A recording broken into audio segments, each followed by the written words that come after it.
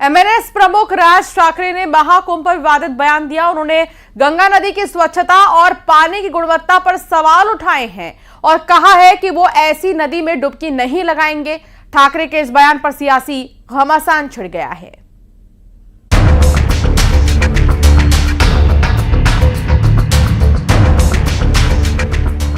महाकुंभ तो खत्म हो चुका है, लेकिन उस पर विवादित बयानों का सिलसिला जारी है।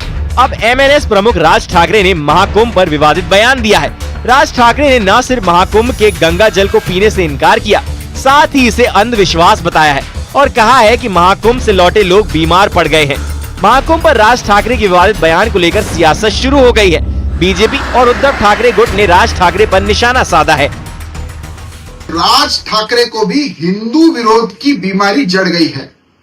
आज हमारे पवित्र हिंदू धर्म में माने जाने वाले पवित्र गंगा मैया का और गंगा जल का राज ठाकरे ने सरेआम जिस तरह के मजाक उड़ाया है, उससे हिंदू धर्म का उन्होंने अपमान किया है। अरे आपको यदि गंगा जल पीने योग्य नहीं लगता है तो आप गंगा कलश अपने माथे पे लगा के उसका दर्शन कर लेते।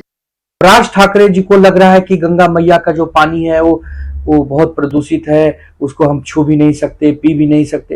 होगी उनकी ऐसी भावना, लेकिन राज ठाकरे जी को ये समझ लेना चाहिए कि सनातनियों का देश है, ये हिंदुओं का देश है।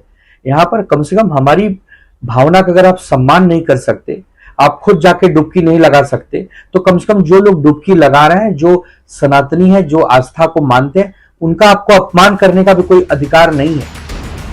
बीजेपी नेता आरपी सिंह ने भी महाकुंभ पर दिए बयान को लेकर राज ठाकरे पर निशाना साधा है और राज ठाकरे पर सनातन का अपमान करने का आरोप लगाया है। राज ठाकरे जी महाकुंभ गए नहीं, वह प्रयागराज जाते, डुबकी लगाते, फिर कहते कि पानी गंदा है या साफ है या पानी से बीमारी हो गई।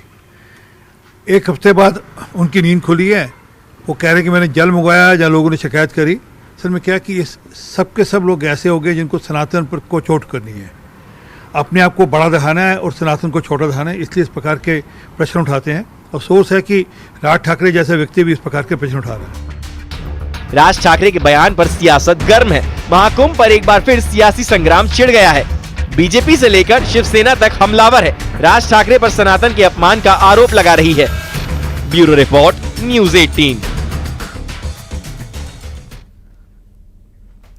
यो-यो हनी सिंह इन दिनों मिलियनेयर इंडिया टूर शो को लेकर देश के अलग अलग हिस्सों में कॉन्सर्ट कर रहे हैं, लेकिन उन्हें इंदौर में शो करना भारी पड़ गया। मनोरंजन टैक्स के जाल में ऐसे फंसे कि न पूरा